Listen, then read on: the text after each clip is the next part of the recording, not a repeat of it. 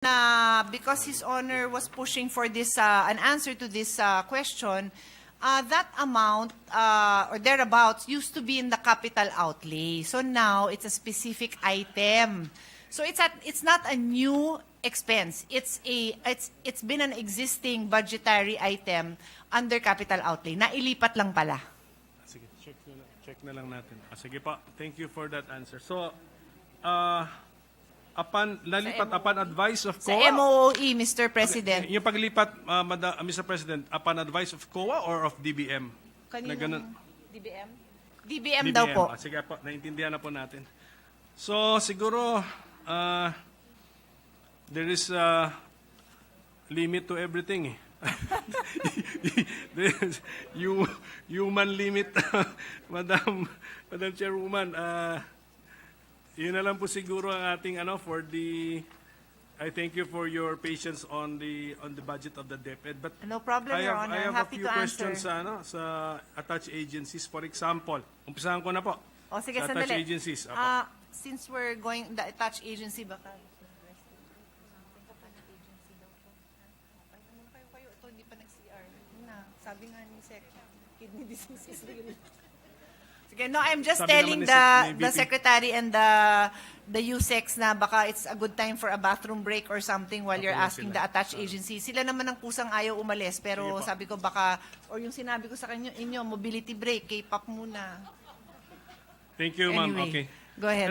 Because I attended the committee hearing and I read the transcript pala. For example, itong Early Childhood Care and Development Council.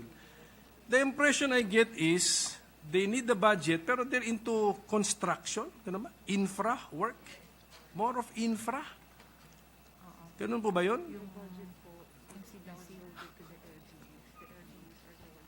Ever since ka nagka-problema. Sa NCDC, di ba? The National... Yes, Mr. President.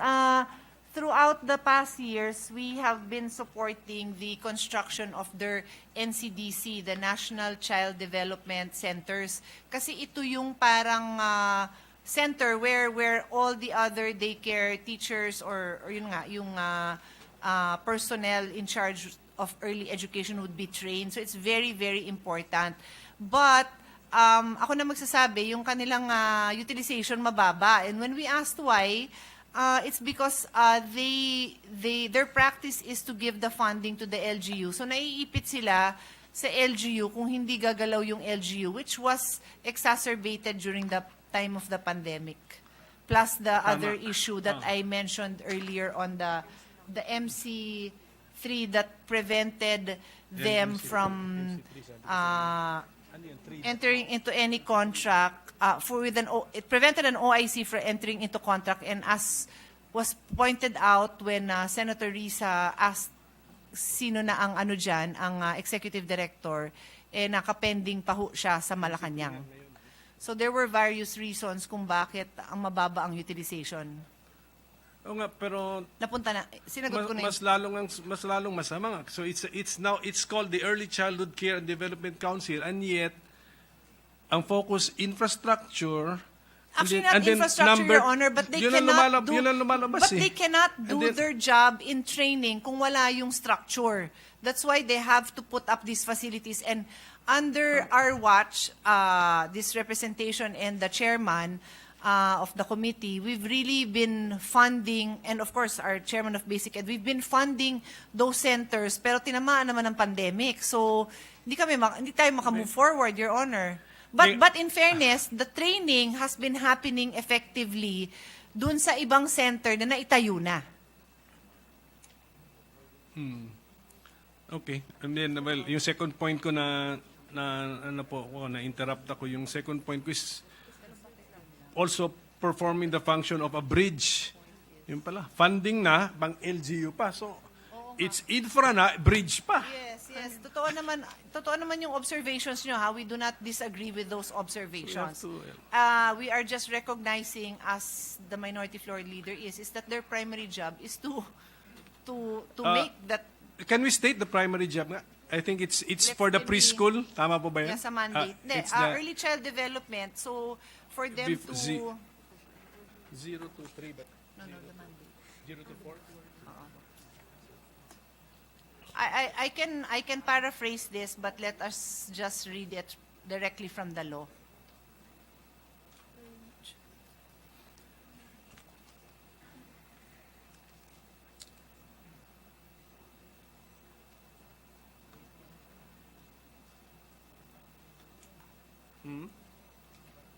Laki naman, pero sige na lang. Ano tanong? Museum. Dami pa natin tanong sa museum. Okay.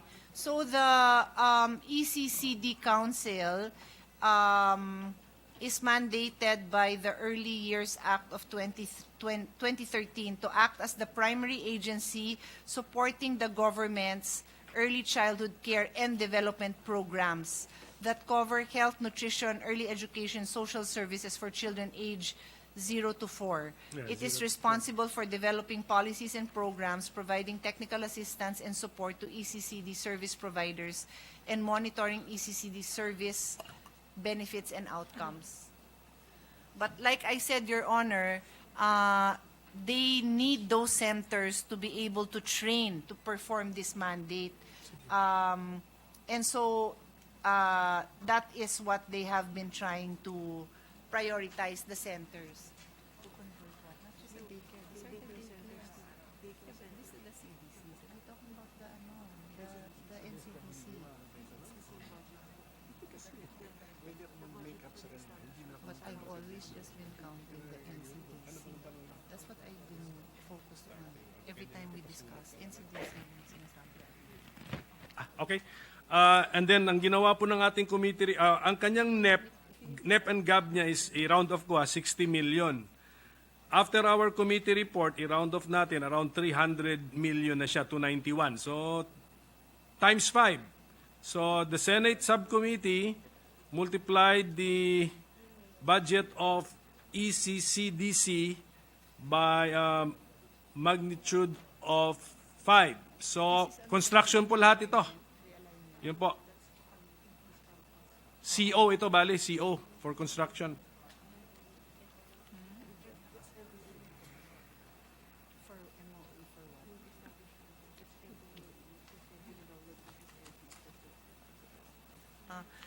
Mr. President, it is MOOE because I'm told because the amount is actually downloaded to the LGU.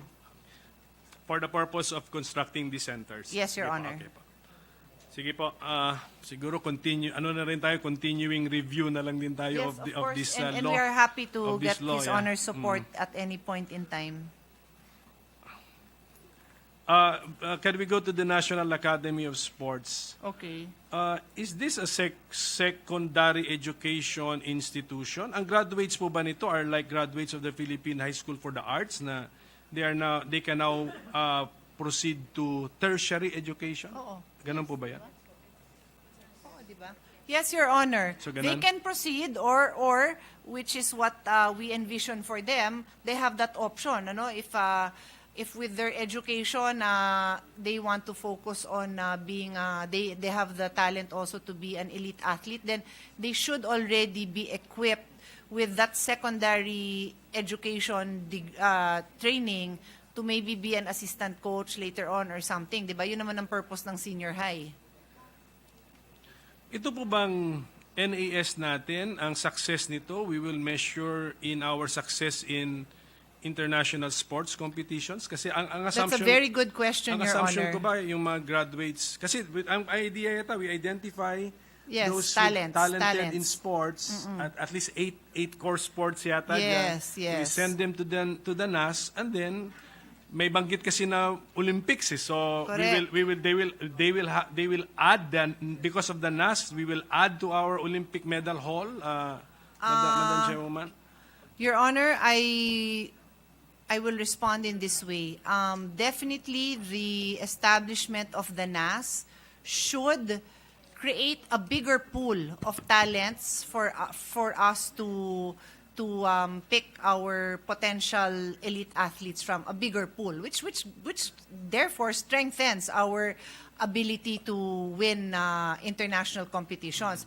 Whether it results in the actual winning in the next few years when they graduate is yet to be seen. But on my part, and this is my answer without even referring to NAS because we made the lawyer honor, the objective here is to create that environment where athletes, young athletes with potential, students, don't have to give up their studies, Your Honor. Doon palang malaking bagay na yun kasi a lot of them would be forced to make a choice. Stay home and study and give up a potential athlete's career, or give up their studies, no? Because kung wala naman silang kamag-anak sa Manila, 'di ba, malapit dun sa NSA nila, they'll give it up. So if we have a lot of students now who can balance that, and some of them, I always mention her in my speech, former volleyball team captain of UP. She just passed the board. Now, I've been watching her career. Summa cum laude graduate of UP, was able to balance being a med school, from a pre-med to a med school student, and now to a board-certified doctor, and still play. But not everyone can do that, Your Honor. So yun yung goal natin. And possibly pursue other careers as well, not necessarily even in sports. But since this is named the National Academy of Sports, so parang naalala ko noon, before, mayroong isang Olympic Games na Australia won a lot of medals, gold, etc. Then they attributed their success to their Australian parang academy, something parang ganon, like that. on Marami sila sports. doon, Your Okay. Honor. So should we apply the same test on the success of the NAS in future sports activities? For me, Your Honor, as long as dumami ang ating talent, kasi a lot of times hit or miss tayo eh. I hesitate to just give a simple yes or no because it's possible that in one particular year, ang dami nating gifted athletes. I'll use EJ Obiana. Sa hirap ng pinagdaanan ng batang yon, and we are all witness to the difficulties he's had, he's still been able to prevail. He's actually been winning medals in the last few months despite actually not even receiving support yet for 2022, although PSC chairman has assured us now that he will be getting that support. So I'm saying na a lesser human being would not have even survived, di ba? Baka hindi na nakapag-compete. So what I would like to see, the barometer of success of NAS would be having more athletes, more athletes qualifying. Kasi sa Southeast Asian Games, kahit naman we can send whoever we want eh. Pero para mag-qualify ka sa Asian Games, sa Olympics, you have to qualify. So to me, pwedeng barometer yon na mas marami tayong napadala nag-qualify. Tama ba, Executive Director Joy Reyes? Tama ba yung sagot ko? Yes, ma'am. Tama daw. Okay. Hindi sa medal tally. Not necessarily sa medal, di ba? Kasi there are many factors. Di ba sa I mean, medal? it would be great if you get a medal, but can you imagine if we had on our own 30 qualifying Olympians? The chances Remember, na- Your Honor, may ano yung tawag dun sa ng Olympics na pwede kang mag-represent pero not necessarily nag-qualify ka, yung parang humanitarian something nila. Like sa track and field at saka sa swimming, ganun yun eh. You can send a representative there. Si Hidelin in her very first weightlifting competition, nag-qualify siya that way. Na parang humanitarian nila so that every country can send a representative. It doesn't mean na nag-qualify yung representative mo by making the mark, but it's a effort that was made by the Olympic Committee to allow. Anyway, ganun nag-qualify si Hidelin the very first time. And then in her succeeding bids, doon na siya nanalo. Anyway, may mga panalo na yung National Academy of Sports athletes natin. Sa taekwondo, nanalo na sila ng iba-ibang international event ito, no? Asian. O yan, hindi to ASEAN, Asian event. Okay. Nanalo na Sige rin. po. Sige po, kasi anyway, ang aking point lang is dapat maramdaman natin yung effect nung meron na Yes. tayong NAS. Sabi before wala pa tayong Tama NAS. naman, Anyway, tama sige. naman Anyway yun, po, Mr. so President. we will give the academy time, of course, Correct. to And on that note, to they prove are its worth. appealing for the budgetary support for their second phase, tama ba? This is a relatively young agency. Tama po ba yan? How young is this agency? 2 years? 2 years, 2 pero years. wala pa silang face-to-face, not because they don't want to, but because hinahabol pa yung actual structure nila, no, which is intended to be finished by first quarter of next year. So you hope to have face-to-face students training and studying by then. Okay. Sige po, ma'am. Mr. President, skip ko na iba kong tanong sa ibang agencies. Dito na lang ako sa last na sa National Museum because we doubled the Senate subcommittee doubled the budget for the National Museum. So congratulations to the National Museum. Nakita ko naman yung details, but ito lang po, just a legal question and just educate me or educate my office by submitting siguro a memorandum on. Meron tayong sometimes we spend on a culturally important property, even though it may be still private property. And then we spend to renovate, repair a church, although it is also not government property because it's church property. Is this correct, Madam Ano Chairwoman? yung first, I note, I will give you an answer for your second question. Ano yung first, para lang masabay ko na yung sagot Sometimes ko? we spend on a culturally important property, although okay. it is still private property. That is what? Private property. Private property. Oo. So- Mr. President, we have been doing that historically and we are allowed to do that as long as it is identified as a cultural and or historically important property. So we've been doing that with churches and private And property. private property. Kasi in truth naman, karamihan ng naiwan na lang natin na ganun are either private or Yeah. religious structures, Your Honor. And the ano bang sa National Museum executive director is that Jeremy, is that executive? And who Executive Director. sometimes they purchase culturally important property. And whose decision is it? A one man or Ay, is it a hindi. council? Yung What is it? Is it a board's decision or one person's decision? It's the board, Your Honor, The that board. makes that decision. Pero once we have spent on a culturally important property still in private hands, we limit the private owner's ownership rights over the said property.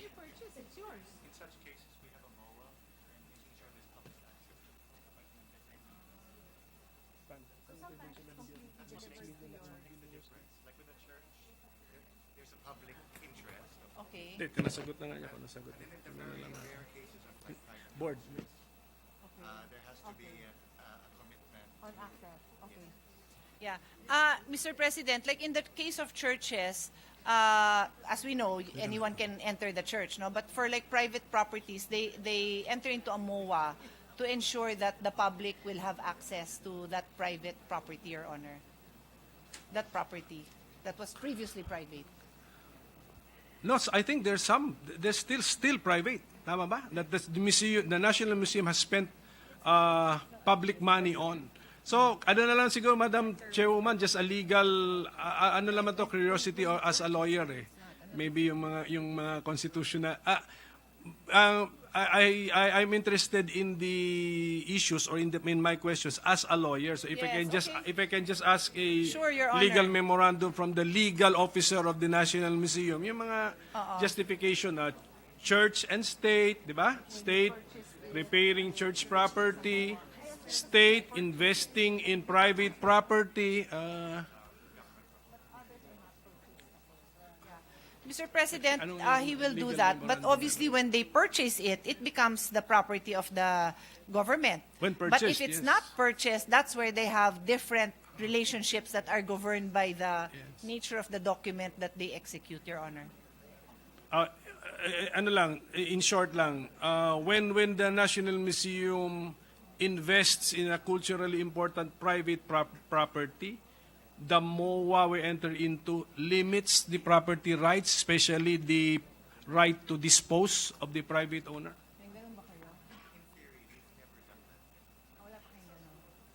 Well, they have not entered into an agreement of that nature, Your Honor. How is the investment of the government in the private property protected? Right now, it's purchased, Your Honor. Purchase? So pag-purchase, that's totally yours na. No, meron. Oo nga, meron. National Museum has never spent on a culturally important property without purchasing it. Yeah, Mr. President, according to Executive Director Barnes, during his term wala, he will check kung may iba. I'm also thinking, Your Honor, baka may iba that are under the other cultural agencies. Remember, meron pa tayong NHCP, may iba pa ha. So NCCA, so baka I don't know. I'm just from my experience, may overlap din sila on their efforts to conserve and preserve.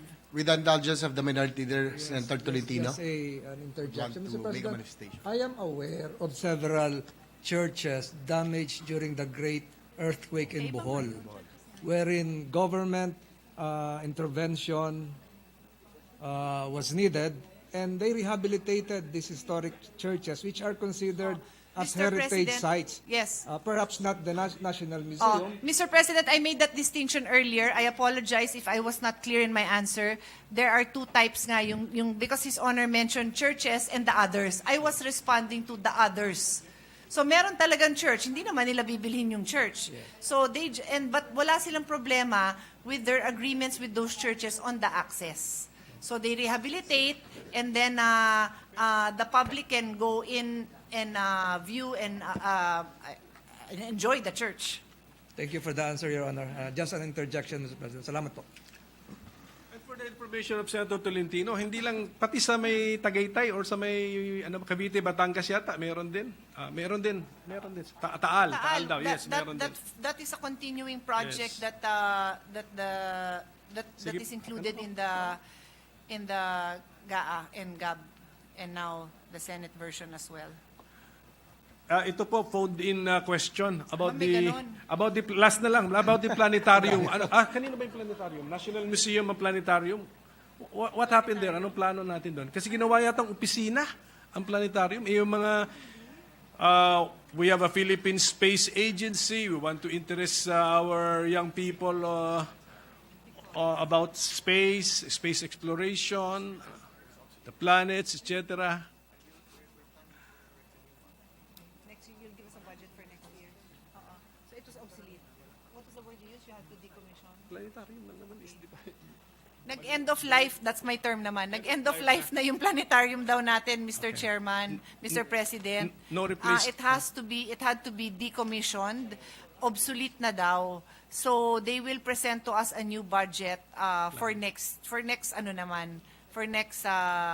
the following year, for 2024, with a new and modern, up-to-date planetarium. Is that properly to be lodged in the National Museum o ilipat na natin? Is it planetarium plus observatory ba yan?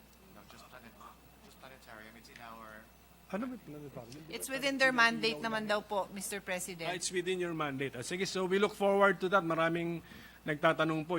Siyempre, meron din mga mahilig niyan pumunta sa planetarium na wala eh.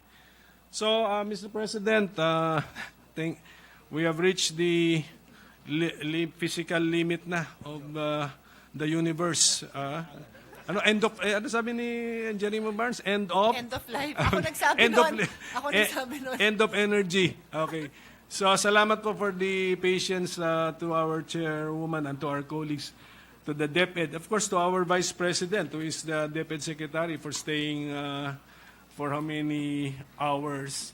Although, ma'am, we did not, we already were allowing you to leave the session, pero okay She na knows, po. she knows. Yes, I know. So, yung sa iba, National Book Development Board, kung pwede, sulatan na lang po namin sila to answer our questions. Sige Ganun po.